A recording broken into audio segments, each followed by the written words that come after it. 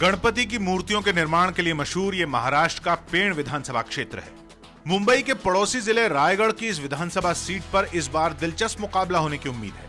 मौजूदा विधायक धैर्यशील पाटिल पीडब्ल्यूपी यानी पेजेंट्स एंड वर्कर्स पार्टी के हैं, लेकिन इस बार पीडब्ल्यूपी के लिए सीट बचाना आसान नहीं है।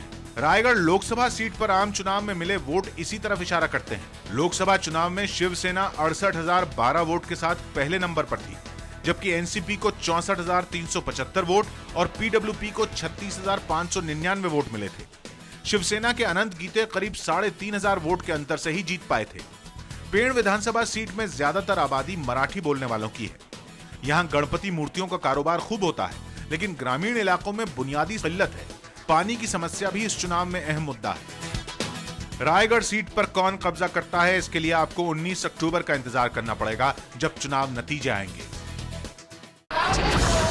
महाराष्ट्र से अब तक 37 नुक्कड़ बहस।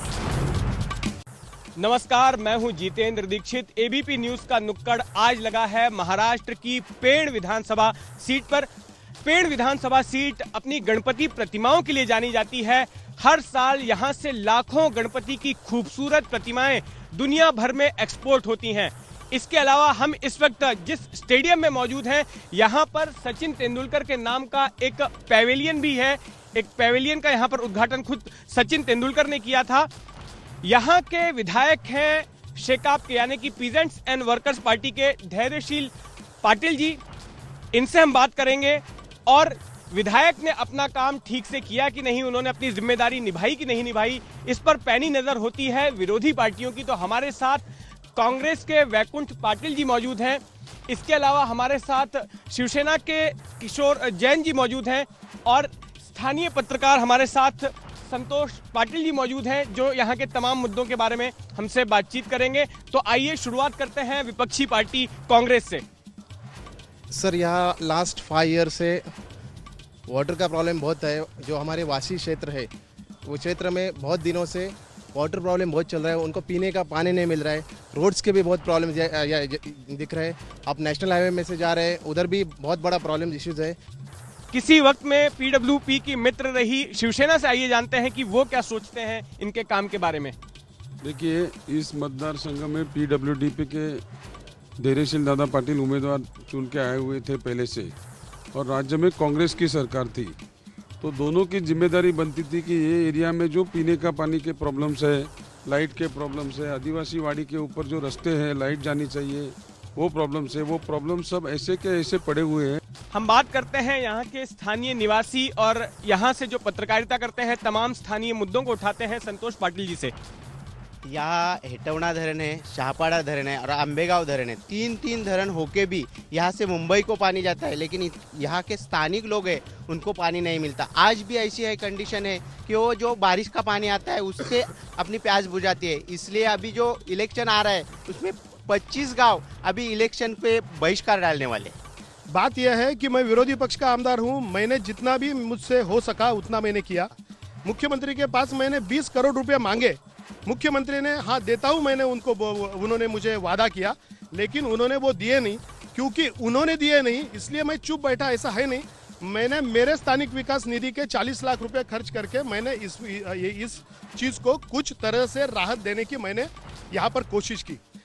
मेरा यह कहना है, मुझे मालूम है ये काम से मेरी जनता पूरी तरह संतुष्ट है नहीं, लेकिन मेरा ये भी दावा है, ये भी मेरा कहना है, जो लोग बोलते हैं कि इससे पानी अभी तक मिला नहीं है, ऐसे जो लोग बोलते हैं उनको मेरा यह सवाल है कि आपने क्या किया। तो ठीक है, कोई बात नहीं। राज्य में तो आपकी सत्ता है और इनका सवाल भी वाजिब है कि बतौर सत्ताधारी पार्टी आपको भी ध्यान देना चाहिए था। और दूसरा ये, हम और कई इलाकों में घूमे हैं जहां पर जो गैर कांग्रेस एनसीपी की पार्टियां हैं, उनके जो विधायक हैं, उनका यही कहना है कि हमारे साथ सौतेला व्यवहार किया जाता है फंड्स देने के मामले में, योजनाओं के मामले में। ऐसा कुछ नहीं हुआ है। एक्चुअली लास्ट 5 ईयर्स पहले रविशेठ पाटिल जी मंत्री थे, तो मंत्री होते हुए उन्होंने 500 करोड़ रुपए का काम पूरे विधानसभा असेंबली के लिए किया है। लास्ट टाइम उन्होंने 7 करोड़ रुपए का प्लान या वाशी जो खारेपाट में वाटर प्रॉब्लम चल रहा है उधर के लिए तैयार किया हुआ था। लेकिन कुछ गाँव वालों ने, जैसे अभी पीडब्ल्यूडी के आमदार साहब उधर बोल रहे, तो इन्हीं की जो पार्टी के निर्मलताई पाटिल है, उन्होंने 40 करोड़ रुपए का जो फंड्स है वो फंड्स एनओसी ना देने के वजह से वापस चला गया है। तो विकास काम के लिए एक बात देखिए कि विकास काम के लिए अगर ऐसे रोक बढ़ गई तो काम कैसा होगा। अड़ंगा लगाती हैं आपके पार्टी के लोग। नहीं, एक बात बिल्कुल सीधी है, मैं ज्यादा कुछ बोलना नहीं चाहता। ये मिनिस्टर थे, मिनिस्टर अगर अपने हाथ में जो अधिकार है वो वापर नहीं सकता है, उसका यूज नहीं कर सकता है। बात यह है कि ये मिनिस्टर थे, नीलिमा पाटिल जिसकी वो बात कर रहे थे, वो जिला परिषद के अध्यक्ष थी, तो उस वक्त ये मिनिस्टर थे। ये अगर कम पड़ रहे तो उनका चीफ मिनिस्टर था, उनका वाइस चीफ मिनिस्टर था, तो उनके तरफ से कायदे का अमल, कोई अगर राजा बोलता है कि मैं ये करना चाहता हूं लेकिन मुझे कोई करने नहीं दे रहा है, तो मुझे लगता है कि वो चीज के लिए वो योग्य ही नहीं है। और दूसरी बात यह है, अगर ऐसा था तो वो कोर्ट में क्यों नहीं गए? राज्य का शासन करना जिनके हाथ में है, तो उन्होंने उस वक्त जिला परिषद के अध्यक्ष पर कार्रवाई क्यों नहीं की? उसने उस वक्त उनको कोर्ट में क्यों नहीं लेके गए? कोर्ट में ले जाने की बात ही नहीं है, कोर्ट में ले जाने की बात ही नहीं है, क्योंकि ये जो सब चल रहा है, ये क्योंकि निर्णय देने वाले और कार्रवाई करने वाले ये है। राजा बोलता है कि मेरा नीचे वाला सुनता नहीं है। ये आपको विश्वास में आता है क्या? आपके ऊपर भी सवाल है।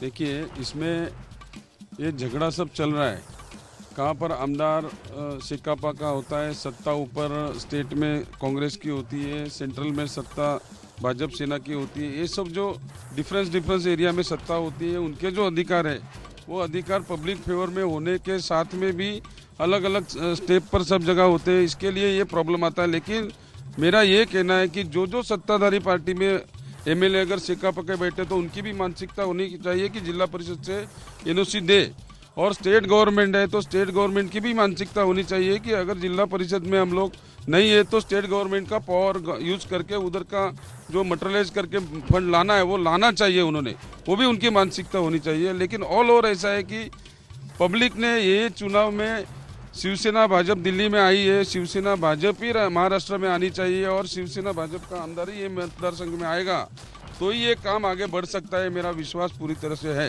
जामने साहब, आप बताइए।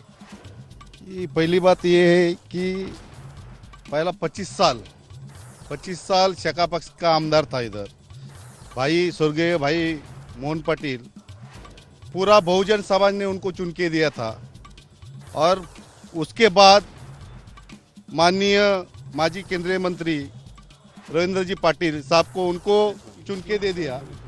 उनको चुन के देने के बाद उनको महाराष्ट्र का कैबिनेट मंत्री बनाया। उसके बाद फिर शका पक्ष का माननीय आमदार दयाशील दादा पाटिल, इनको चुन के दे दिया। लेकिन इतने साल होने के बावजूद हेटौना धरण हमारे बाजू में है और हमारे लोगों को इधर पानी नहीं मिल रहा है। ये सबसे बहुत खेत की बात है। अगर जो चुन के जाता है, चुनने आने से पहले बोलते हैं कि भाई पानी पछना हम छोड़ देंगे, लेकिन आज 35-40 साल हो गया, हेटौना धरण हमारे सर के ऊपर है और हम उसके नीचे हैं और हमको पानी नहीं मिल रहा है। ये सबसे खेदजनक बात। तो आपने सुना, पेड़ विधानसभा सीट से नुक्कड़ बहस। आपसे फिर मुलाकात होगी किसी और विधानसभा सीट पर नुक्कड़ बहस करते हुए। कैमरामैन सचिन शिंदे के साथ जितेंद्र दीक्षित, एबीपी न्यूज, पेड़।